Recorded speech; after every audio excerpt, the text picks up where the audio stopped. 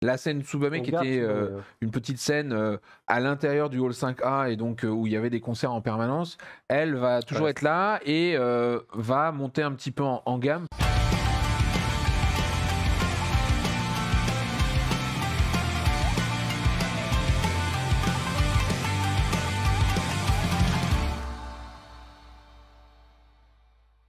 Alors, juste avant qu'on se lance dans le détail à l'intérieur, pour l'instant, nous, on a prévu le même périmètre de festival qu'avant, c'est-à-dire le hall 4, pour ceux qui connaissent, hein.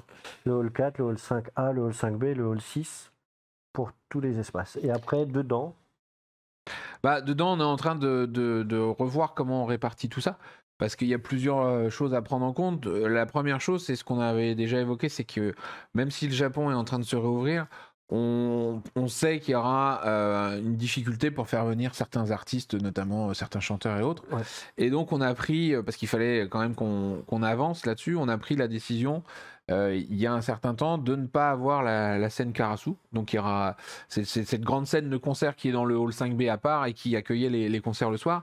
Elle n'aura pas lieu, mais par contre la scène Tsubame On qui garde était Tsubame, ouais. une petite scène à l'intérieur du hall 5A et donc où il y avait des concerts en permanence, elle va toujours Ouais. être là et va monter un petit peu en gamme parce que du coup comme elle sera toute seule pour faire la musique, on a envie de pouvoir proposer des choses un petit peu plus abouties.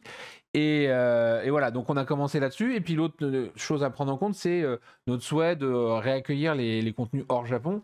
Donc justement, la question qui se posait, c'était comment on dispose ça, comment on gère le fait de...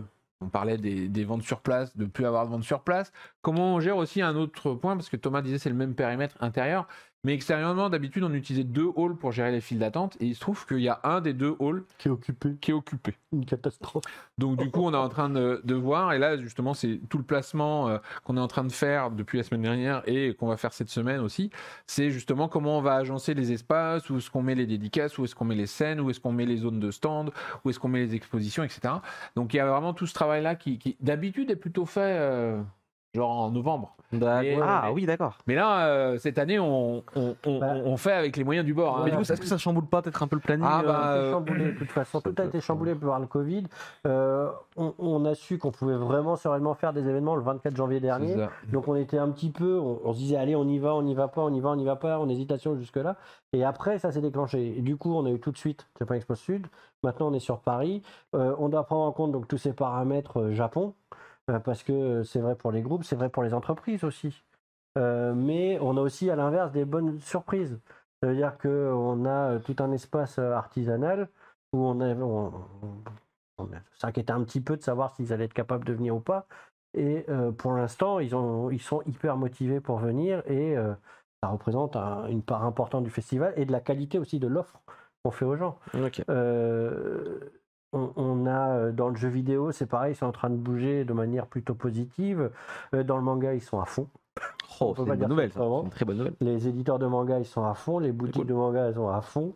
Le marché est très, très, très, très dynamique. On en avait parlé la dernière fois. Et ça se ressent hein, dans les motivations.